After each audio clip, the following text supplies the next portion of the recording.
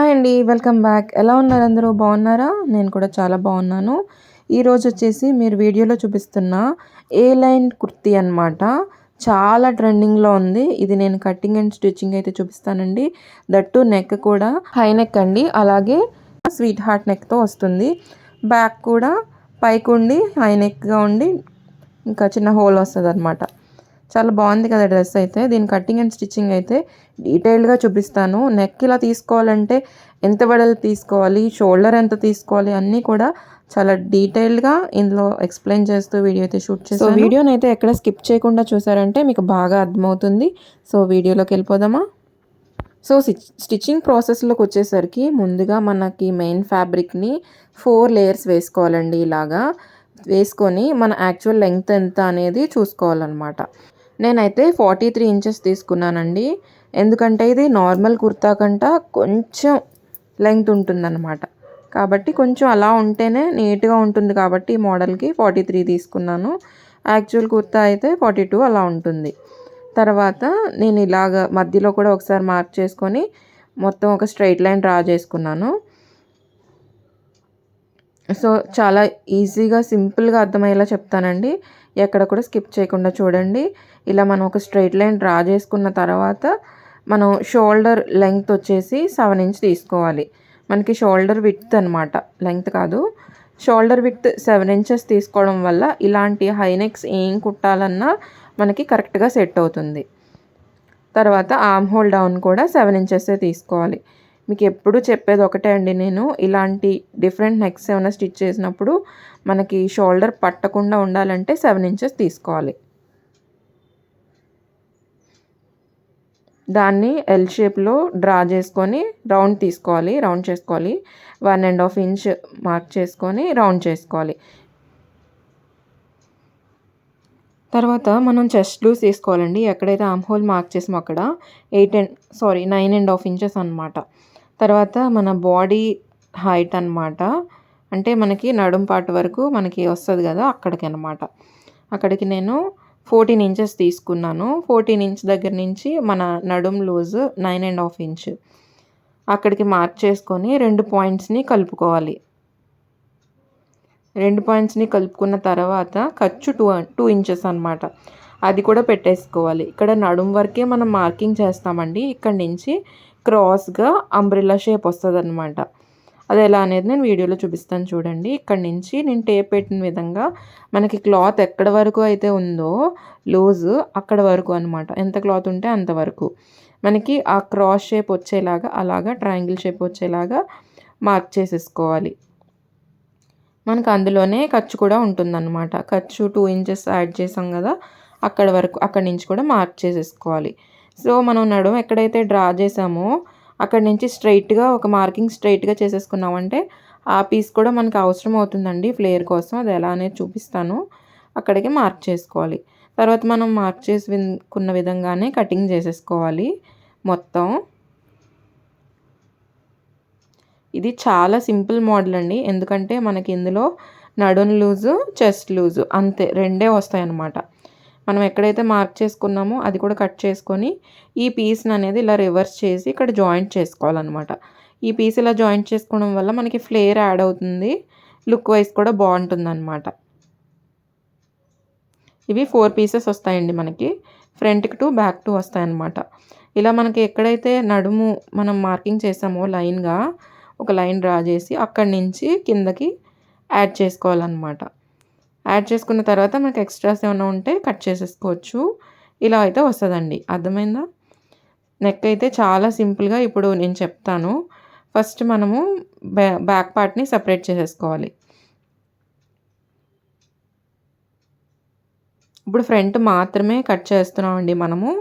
Front వచ్చేసి మనకి మొత్తం 7 ఇంచెస్ తీసుకున్నాం కదా ఫుల్ షోల్డరు. నెక్ మాత్రం 2.5 తీసుకోవాలండి. ఇందులో నెక్ 2.5 తీసుకొని 6 ఇంచెస్కి డీప్ తీసుకోవాలి.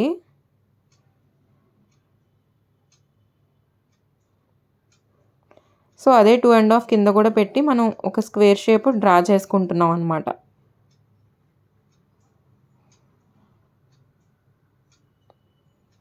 ఇలా తీసుకున్న తర్వాత మనకి బాక్స్లా వచ్చింది కదా, ఆ కార్నర్ నుంచి కిందకి పైకి 2.5 ఇంచ్ పైకి మార్క్ చేసుకోవాలి. ఇప్పుడు వీడియోలో చూపిస్తాను చూడండి, అలాగా 2.5 ఇంచ్ మార్క్ చేసుకొని లైన్ మీద, తర్వాత పక్కన 1 ఇంచ్ బయటికి మార్క్ చేసుకోవాలి. సో ఈ మార్కింగ్స్ 3 కలుపుతూ ఒక షేప్ అనేది డ్రా చేసుకోవాలి, స్వీట్ హార్ట్ నెక్ లాగా. ఇలా డ్రా చేసుకున్న తర్వాత దాన్ని రౌండ్ మార్కింగ్లా చేసుకోవాలి, మనకి స్వీట్ హార్ట్ నెక్ వచ్చేలాగా. సో అర్థమైంది కదండి మీకు. ఈ నెక్ తీసుకున్నప్పుడు మనకి షోల్డర్ ఎక్కువ తీసుకున్నాం కాబట్టి ఆర్మ్ రౌండ్ అనేది లోతు లోపలికి తీసుకోవాలన్నమాట. మనకి షోల్డర్ దగ్గర నుంచి కూడా ఇలా తీసేసుకోవాలి, అప్పుడే మనకి లుక్ బాగా వస్తుంది. లేదంటే చంక దగ్గర అంతా ముడతలు వచ్చేస్తాయి.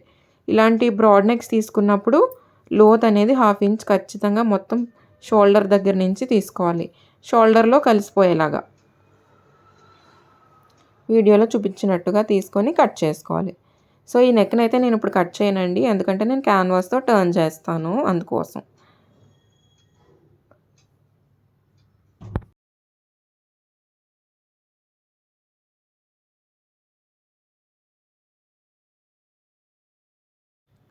ఫ్రంట్ నెక్ మార్కింగ్ అయితే చూసాం కదండి. ఇప్పుడు బ్యాక్ నెక్ చూపిస్తాను.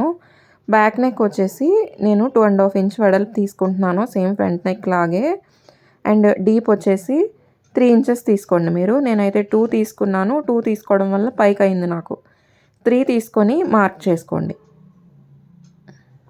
ఇలా బాక్స్ షేప్ మార్క్ చేసుకొని రౌండ్ చేసుకోవాలి దాన్ని. తర్వాత మనం ఒక 1/2 ఇంచ్ గ్యాప్ వదిలేసుకొని నెక్స్ట్ నేను ఇక్కడ ఒక 5 ఇంచెస్ అనేది మార్క్ చేసుకుంటున్నాను కిందకి. మనకది హోల్ కోసం అన్నమాట. చూసారా, మొత్తం నెక్ అంతా కూడా మనకి 8.5లో అయిపోతుంది. ఇప్పుడు మనం కింద కూడా 2.5 ఇంచెస్ అనేది వెడల్పు డ్రా చేసుకొని కింద 1/2 ఇంచ్ మార్క్ చేసుకున్నాం కదా, అక్కడి నుంచి ఇలా డ్రా చేసుకుంటే కింద ఒక ట్రయాంగిల్ షేప్లా వస్తుంది. పైన అయితే రౌండ్ చేసుకోవాలి, పైన రౌండ్ వస్తుంది. సో ఈ నెక్ కూడా నేను ఇప్పుడు కట్ చేయనండి, స్టిచ్చింగ్లోనే క్యాన్వాస్తో తిప్పేస్తాను అనమాట. సో మీకు అర్థమైంది కదా, 2.5 ఇంచే కింద కూడా తీసుకున్నాను నేను. మనకి కరెక్ట్గా బ్రాడ్ అనేది ఎక్కువ అవ్వదు, తక్కువ అవ్వదండి, బాగుంటుంది, నీట్గా ఉంటుంది. సో బ్యాక్ నెక్ కూడా కంప్లీట్ అయిపోయిందండి. ఇప్పుడు నేను లైనింగ్స్ తీస్తున్నానండి.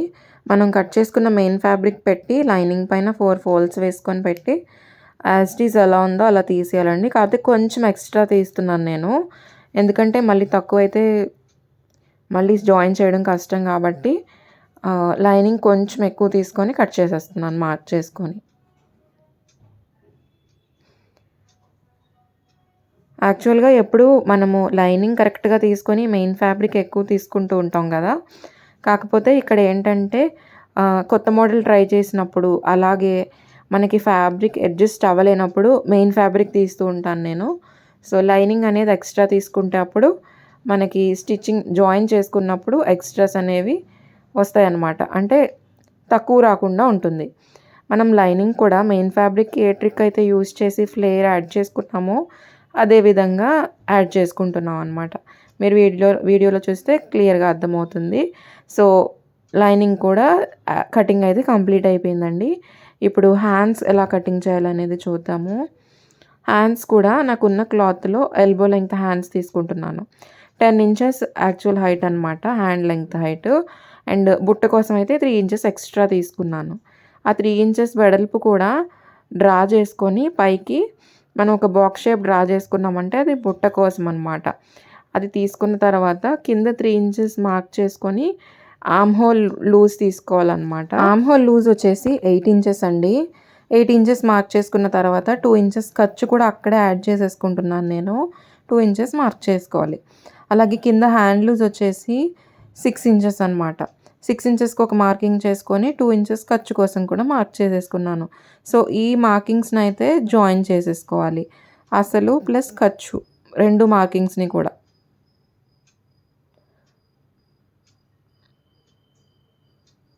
వీడియోలో చూపిస్తున్నట్టుగా మార్క్ చేసుకోండి.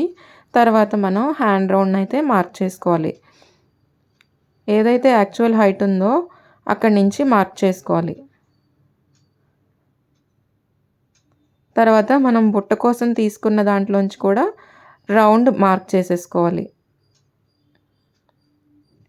ఇలా తీసుకున్నట్టే అయితే మనకి బుట్ట అనేది చాలా నీట్‌గా పర్ఫెక్ట్‌గా వస్తదండి. పైన ఉన్న పీస్ అలా వస్తదనమాట కుచ్చులు. సో మీకు అర్థమైంది కదా! ఇంతేనండి. హ్యాండ్స్ కటింగ్ అయితే చాలా సింపుల్ అసల. ఇప్పుడు ఏదైతే మార్కింగ్స్ ఉన్నాయో ఆ మార్కింగ్స్ ప్రకారం కటింగ్ చేసేసుకోవాలి. కటింగ్ చేసేసుకున్న తర్వాత మనం ఇలాగే లైనింగ్ కూడా తీసుకోవాలండి. తర్వాత ఎక్కడైతే మనకి ఫ్రిల్స్ ఎక్కడెక్కడ పెట్టుకోవాలి అనేది చిన్న చిన్న టక్స్ పెట్టుకోవాలి. అది కూడా వీడియోలో చూపిస్తాను. క్లియర్‌గా చూడండి. ఎక్కడ కూడా స్కిప్ చేయొద్దు. స్కిప్ చేయడం వల్ల ఏంటంటే మీకు అర్థం కాదు. మళ్ళీ నన్ను డౌట్స్ అడుగుతారు. కాబట్టి ముందే క్లియర్‌గా చూడండి. నాకైతే ఒక హ్యాండ్‌కి ఇక్కడ జాయింట్ పడింది. ఫ్యాబ్రిక్ ఉన్న దాంట్లో అలాగే వచ్చిందనమాట. సో ఇక్కడ ఎక్కడైతే మనము ఇందాక బుట్ట కోసం ఎక్స్ట్రా తీసుకున్నాము అక్కడ ఒక కటింగ్ పెట్టుకున్నాము. పైన కూడా కటింగ్ పెట్టుకున్నాము. అంతే. సో ఇదే అండి ఇవాల్టి వీడియో. మీ అందరికీ కూడా నచ్చింది అనుకుంటున్నాను. వీడియో నచ్చితే లైక్ చేయండి. అలాగే స్టిచ్చింగ్ అనేది నెక్స్ట్ వీడియోలో నేను అప్లోడ్ చేస్తాను. దానికోసం అయితే తప్పకుండా మన ఛానల్ని సబ్స్క్రైబ్ చేసుకొని విజిట్ అవ్వండి.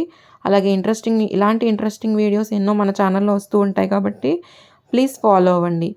అలాగే వీడియో నచ్చిందా లేదా అనేది ఒక కామెంట్ చేసేయండి. ఇలాంటి వీడియోస్ అన్నీ కూడా ఇంకా మోటివేషన్తో ఇంకా ఎక్కువ అప్లోడ్ చేస్తాను. So thank you for watching అండి. See in the next video. Bye bye.